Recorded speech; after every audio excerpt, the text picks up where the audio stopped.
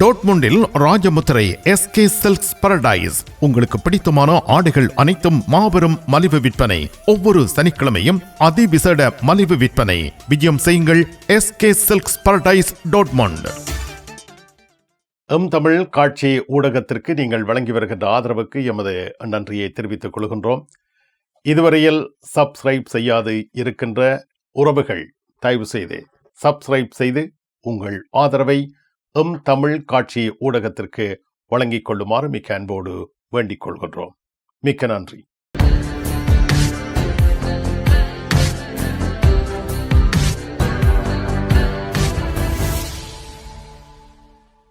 Germany செய்திகள். Germany நாட்டில் இருந்து வேலும் மயிலும் ராமகிருஷ்ணன் அவர்கள். எந்த உறவுகளை வணக்கம். ஜெர்மனி நாட்டில் குடும்ப ஒன்றிணைவுகள் நடைபெற்று வருகின்றன. ஜெர்மனியில் குடும்பங்கள் ஒன்றிணைந்தல் என்ற திட்டத்தின் அடிப்படையில், அதாவது ஃபமிலியர் நாஸ்தூக் என்று சொல்லப்படுகின்ற திட்டத்தின் அடிப்படையில் கடந்த ஆண்டு 1,77,382 பேர் தங்களது குடும்ப உறுப்பினர்களிடம் வந்து சேர்ந்ததாக தெரிய வந்திருக்கின்றது. இதே வேளையில் அகதிகளாக அங்கீகரிக்கப்பட்டவர்கள் தங்களது குடும்ப உறுப்பினர்களிலே ஜெர்மன் நாட்டிற்கு அழைக்கும் பொழுது மொத்தமாக இந்த திட்டத்தின் அடிப்படையில் 23,273 பேர் ஜெர்மன் நாட்டுக்கு வந்து சேர்ந்ததாக தெரிய வந்திருக்கின்றது. இதே வேளையில் இந்தியா பொறுத்தவரையில் 9,000 பேர் இவ்வாறு குடும்பங்கள் ஒன்றிணைதல் என்ற திட்டத்தின் அடிப்படையில் ஜெர்மன் நாட்டுக்கு வந்ததாகவும், இதே வேளையில் 9,800 பேர் துருக்கியை சேர்ந்தவர்கள் குடும்பங்கள் ஒன்றிணைதல் என்ற திட்டத்தின் அடிப்படையில் ஜெர்மன் நாட்டுக்கு வந்ததாக தெரிய வந்திருக்கின்றது. இதே வேளையில் மனிதாயமான அடிப்படையில் வதிவிட விசாவை பெற்றுக் கொண்டவர்கள் தங்களது குடும்ப உறுப்பினர்களை ஜெர்மன் நாட்டுக்கு வரவழைக்க முயற்சி செய்த பொழுது மொத்தமாக 7 பேருக்கு மட்டும் ஜெர்மன் நாட்டுக்கு வருவதற்குரிய விசாக்கள் வழங்கப்பட்டதாகவும், இன்னும் 285 வகையான விண்ணப்பங்கள் பரிசீலனையில் இருப்பதாகவும் தெரிவிக்கப்பட்டுள்ளது. ஜெர்மனியில் குழந்தைகள் பராமரிப்பு தொடர்பாக நாடாளுமன்றத்தில் புதிய சட்டம் நிறைவேற்றப்பட்டுள்ளது. ஜெர்மன் நாட்டில் கிண்டர்கார்டன் சொல்லப்படுகின்ற குழந்தைகளுக்கு வழங்குகின்ற நிதியத்தை பெற்றுக் கொள்கின்ற விடயத்தில் அரசாங்கமானது புதிய நடைமுறை ஒன்றை மேற்கொள்வதாக தெரிவிக்கப்பட்டிருக்கின்றது. இதன் காரணத்தினால் ஜெர்மனியின் பாராளுமன்றத்தில் இது விடயமாக புதிய சட்டம் ஒன்று இயற்றப்பட்டதாக தெரிய வந்திருக்கின்றது. அதாவது எதிர்வரும் காலங்களில் ஏற்கனவே கிண்டர்கார்டன் சொல்லப்படுகின்ற குழந்தைகளுக்காக வழங்கப்படுகின்ற நிதியத்தை ஒரு குடும்பமானது ஒரு குழந்தைக்கு பெற்றுக் கொள்ளும் பொழுது மற்றொரு குழந்தை பிள்ளை பிறந்தால் இந்த குழந்தை பிள்ளைக்குரிய கிண்டர்கார்டன் சொல்லப்படுகின்ற இந்த நிதியத்துக்கு இவர்கள் பிரத்யேகமான விண்ணப்பங்களை மேற்கொள்ள வேண்டிய அவசியம் இல்லை என்று தெரிய வந்திருக்கின்றது. அதாவது இந்த புதிய சட்டமானது 2027 நடைமுறைக்கு வரலாம் என்று எதிர்பார்க்கப்படுவதாகவும் இந்த செய்தியை வெளியிட்ட பத்திரிகையானது தனது செய்தியில் தெரிவித்திருக்கின்றது. இந்த புதிய சட்டத்தின் மூலம் 3 லட்சம் மேலதிக விண்ணப்பம் செய்கின்ற காலத்தை இந்த நிர்வாகங்கள் சேமிக்க முடியும் என்றும் தெரிய வந்திருக்கின்றது. இதே வேளையில் எல்டன் சொல்லப்படுகின்ற குழந்தை பிள்ளைகள் பொழுது தாதியர்கள் குழந்தை பிள்ளைகளை பராமரிக்கின்ற காலத்தில் வேலைக்கு செல்லாவிட்டால் அரசாங்கமானது வழங்குகின்ற நிதியத்தில் பாரிய அளவு சேமிப்புகளை ஏற்படுத்த வேண்டும் என்றும் குடும்ப நலத்துறை அமைச்சர் ஒருவர் கருத்து தெரிவிக்கையில் தனது கருத்தில் தெரிவித்திருக்கின்றார். அதாவது 500 மில்லியன் யூரோக்களை அரசாங்கமானது சேமிக்க வேண்டிய நிலை உள்ளதாகவும் அவர் சுட்டிக்காட்டியிருக்கின்றார். இதே வேளையில் ஜுங்கல் யூனியன் சொல்லப்படுகின்ற CDU கட்சியுடைய இளைஞர் அமைப்பினுடைய முக்கிய பிரதிநிதிகள் கருத்து வெளியிடுகையில் அரசாங்கத்தினுடைய இந்த நிலைப்பாடு ஒரு ஏற்புடைய விடயம் அல்ல என்றும் சுட்டிக்காட்டியிருக்கின்றார். ஜெர்மனியில் உங்கள் நண்பன் கோபரா ஞானம். நாகரிக நங்கிற்கும் ஆடவருக்கும் ஏற்ற நவீன ரக புடவைகளை ஜெர்மனியில் நாள்தோறும் அறிமுகம் செய்யும் கோபரா ஞானம் ஸ்தாபனத்தில் தரமான ஆடை திணுசுகளை எப்பொழுதும் மலிவு விலைகளில் பெற்றுக் கொள்ளலாம் என்பதை மறந்து விடாதீர்கள். கோபரா ஞானம் டோட்முண்ட். ஜெர்மனியில் விமான நிலைய வரி விதிப்பில் மாற்றங்கள் ஏற்படுத்தப்பட்டுள்ளன. ஜெர்மனியின் தற்போதைய அரசாங்கமானது லுக் ஃபெர்கேஸ் ஸ்டோயர் என்று சொல்லப்படுகின்ற விமான நிலையத்துக்கு வரும்பொழுது அறவிடப்படுகின்ற வரியில் சில மாற்றங்களை கொண்டு வர உள்ளதாக தெரிய வந்திருக்கின்றது. அதாவது இவ்வாறு வரியை அறவிடுவதில் குறைப்புகளை ஏற்பதற்கு ஏற்ற வகையில் சட்டம் ஒன்று இயற்றப்பட்டதாகவும், அதாவது இவ்வகையான சட்டமானது நடைமுறைக்கு வரும் பொழுது ஒரு விமானமானது பறக்கும் பொழுது 2 €50 11 யூரோக்கள் வரை சேமிக்கக்கூடிய நிலைப்பாடு உள்ளதாக தெரிவிக்கப்பட்டிருக்கின்றது. இதே வேளையில் இந்த புதிய திட்டத்தின் அடிப்படையில் எதிர்வரும் காலங்களில் விமானத்தின் மூலம் பறப்புகளை மேற்கொள்ளும் பொழுது விமான பறப்புக்குரிய செலவில் வீழ்ச்சிகள் ஏற்படுமா என்பது பற்றி சரியாக கணக்கிட முடியாது என்றும் தெரிவிக்கப்பட்டிருக்கின்றது. ஜெர்மனி நாட்டில் குடியுரிமை பெற்றுக்கொள்வோர் தொகை அதிகரித்து வருவதாக புள்ளி விவரம் வெளியாகியுள்ளது. ஜெர்மனியில் 2025 ஆண்டு மொத்தமாக 3,09,000 பேர் ஜெர்மன் பிரஜா உரிமையை பெற்றுக் கொண்டதாக புள்ளிவிவர திணைக்களம் வெளியிட்டுள்ள அறிக்கையில் தெரிவிக்கப்பட்டுள்ளது. இதேவேளையில் 2024ஆம் ஆண்டு இந்த தொகையானது 2,92,000 இருந்ததாகவும் கடந்த ஆண்டு இந்த ஜெர்மன் பிரஜா உரிமையை பெற்றுக்கொள்கின்ற எண்ணிக்கையானது பாரிய அளவு உயர்வு ஏற்பட்டுள்ளதாக தெரிவிக்கப்பட்டுள்ளது.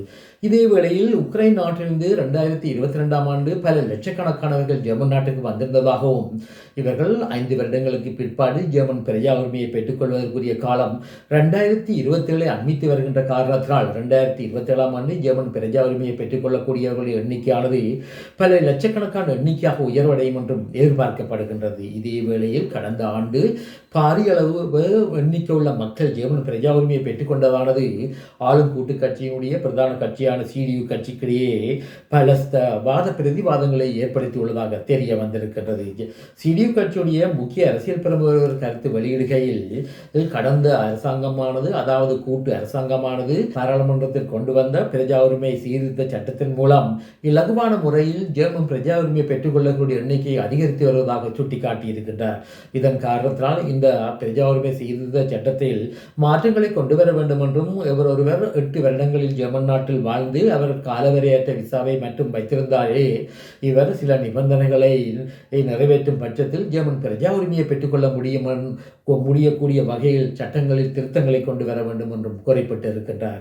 இதே வேளையில் இரட்டை பிரஜா உரிமை பற்றி அவர் கருத்து வெளியிடுகையில் இரட்டை பிரஜா உரிமை பெற்றுக்கொள்வதன் மூலம் ஒருவர் ஜெர்மன் நாட்டின் கலாச்சாரத்துடன் ஒன்றாக பின்னி பிணைய முடியாத சூழ்நிலை உள்ளதாக சுட்டிக்காட்டியிருக்கின்றார். இதன் காரணத்தினால் இரட்டை பிரஜா உரிமை விடயத்திலும் மாற்றங்களை கொண்டு வர வேண்டும் என்றும் அவர் கருத்தில் தெரிவித்திருக்கின்றார்.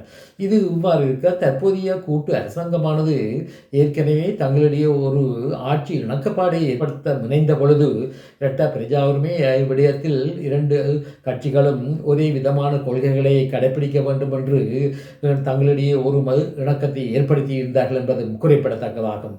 இனி உலகச் செய்திகள். அமெரிக்காவுக்கும் ஈரானுக்கும் இடையில் வெகு விரைவில் சமாதான ஒப்பந்தம் ஒன்று நடைமுறைக்கு வரலாம் என்று எதிர்பார்க்கப்படுகின்றது. அதாவது சவுதி அரேபியா, துருக்கி மற்றும் கட்டார் போன்ற நாடுகள் ஈரானுடன் பேச்சுவார்த்தைகள் நடத்தியதாகவும் பாகிஸ்தானுடைய ராணுவ தளபதி முனீர் அவர்கள் தெஹ்ரானுக்கு சென்று தெஹ்ரானுடைய ஆட்சியாளர்களுடன் சந்தித்து பேச்சுவார்த்தைகள் நடத்தியதாக தெரிவிக்கப்பட்டிருக்கின்றது. தற்பொழுது இந்தியாவிற்கு ராஜேந்திர விஜயம் ஒன்றை மேற்கொண்டிருக்கின்ற அமெரிக்க வெளிநாட்டு அமைச்சர் மார்க்கோ ரூபியோ அவர்கள் இந்தியாவில் வைத்து செய்தியாளர்களிடம் கருத்து தெரிவிக்கையில் வெகு விரைவில் இவ்வகையான சமாதான ஒப்பந்தம் பற்றிய செய்திகளை மக்கள் கேட்கக்கூடிய நிலை ஏற்படும் என்று பத்திரிகையாளர்களிடம் அவர் கருத்து தெரிவித்ததாக செய்திகளில் கூறப்பட்டிருக்கின்றது. இதே வேளையில் ஏற்கனவே ஈரானிடம் இருக்கின்ற செறிவூட்டப்பட்ட யுரேனியம் பற்றிய கருத்துக்கள் எதுவும் தெளிவாக தெரிவிக்கப்படவில்லை என்றும் தெரிவிக்கப்படுகின்றது. இதே வேளையில் ஏற்கனவே ஒபாமா அரசாங்கம் ஈரானுடன் மேற்கொண்ட ஒப்பந்தத்தை விட மிகவும் சிறந்த ஒப்பந்தத்தை ரம்மினால் மேற்கொள்ள முடியாதென்றும் பல பத்திரிகைகள் சமூக செய்திகளில் தெரிவித்திருக்கின்றன. இது எவ்வாறாக இருந்தாலும் ட்ரம்ப் அவர்கள் தனது சொந்த நாட்டில் பாரிய அழுத்தங்களுக்கு உள்ளாகியுள்ள நிலையில் வெகு விரைவான சமாதான ஒப்பந்தம் ஒன்றை மேற்கொள்ள வேண்டிய கட்டாய தேவையில் இவர் சிக்கியுள்ளார் என்றும் தெரிவிக்கப்பட்டிருக்கின்றது. வருகின்ற நவம்பர் மாதம் காங்கிரசுக்கான தேர்தல் அமெரிக்காவில் நடைபெறவுள்ள நிலையில் ஜனநாயக கட்சியானது தேர்தலில் வெற்றி பெறக்கூடிய வாய்ப்புகள் அதிகரித்து வருகின்ற காரணத்தினால் அமெரிக்க அதிபர் டொனால்டு ட்ரம்ப் அவர்கள் சமாதான ஒப்பந்தம் ஒன்றை மேற்கொள்வதற்கு துடித்து வருவதாக தெரிவிக்கப்பட்டிருக்கின்றது. இலங்கையில் சீனாவானது மேற்கொண்டு வருகின்ற அபிவிருத்தி திட்டங்கள் மற்றும் முதலீடுகளுக்கு அண்டை நாடொன்று மிகவும் சவாலாக இருப்பதாக இலங்கைக்கான சீனாவின் நாட்டின் தூதுவர் இன்றைய தினம் கருத்து தெரிவித்திருக்கின்றார். அதாவது வடபகுதியில் மின்சார திட்டம் மற்றும் மீன் வளர்ப்பு திட்டம் போன்ற திட்டத்தை ஊக்குவிப்பதற்கு சீன அரசாங்கம் பல முயற்சிகளை மேற்கொண்டதாகவும் இதே வேளையில் அயல் நாடொன்றினுடைய அழுத்தத்தின் காரணமாக இந்த திட்டத்திற்கு செயல் வடிவம் கொடுக்க முடியாத சூழ்நிலை ஏற்பட்டதாக தெரிய வந்திருக்கின்றது. குறிப்பாக இலங்கையின் வடக்கு பகுதி மற்றும் கிழக்கு மாநிலங்களில் சீனாவுடைய ஆதிக்கத்தை கட்டுப்பாட்டுக்குள் கொண்டு வருவதற்கு இந்தியாவானது பாரிய முயற்சிகளை மேற்கொண்டு வருவதாக பத்திரிகை செய்திகளில் தெரிவிக்கப்பட்டிருக்கின்றது. குறிப்பாக சீனாவுடைய வடக்கு கிழக்கு பிரசன்னமானது இந்தியாவுக்கு பாரிய அளவு பாதுகாப்பு அச்சுறுத்தலை ஏற்படுத்தலாம் என்ற காரணத்தினால் இலங்கை அரசாங்கமானது தென் பகுதியில் சீன முதலீடுகளை ஊக்குவிப்பதாகவும் வடக்கு கிழக்கு பகுதியில் இந்திய முதலீடுகளை ஊக்குவிப்பதாகவும் பத்திரிகை செய்தி ஒன்றில் தெரிவிக்கப்பட்டுள்ளது. மிக்க நன்றி வேலும் மயிலும் ராமகிருஷ்ணன் அவர்களே. மீண்டும் சந்திப்போம். வணக்கம். அதெல்லாம் இருக்கட்டுமாப்பா, வீட்டு டிடி பாக்ஸ் இருக்கோ என்ன இல்லையோ? எனக்கு விசாக்கு முதல் டிடி பாக்ஸ் இருக்கும் இல்ல?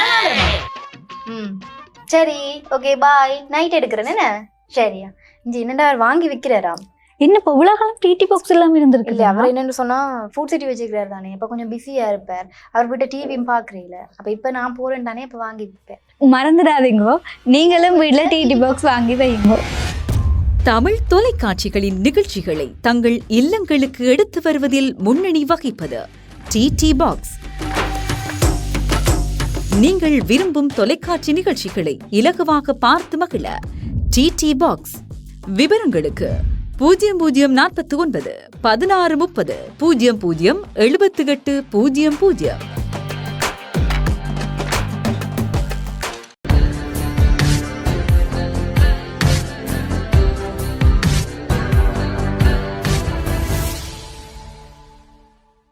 டோட்முண்டில் ராஜமுத்திரை எஸ்கே சில்க்ஸ் பாரடைஸ். உங்களுக்கு பிடித்தமான ஆடைகள் அனைத்தும் மாபெரும் மலிவு விற்பனை. ஒவ்வொரு சனிக்கிழமையும் அதிவிசேட மலிவு விற்பனை. விஜயம் செய்யுங்கள் எஸ்கே சில்க்ஸ் பாரடைஸ் டோட்முண்ட்.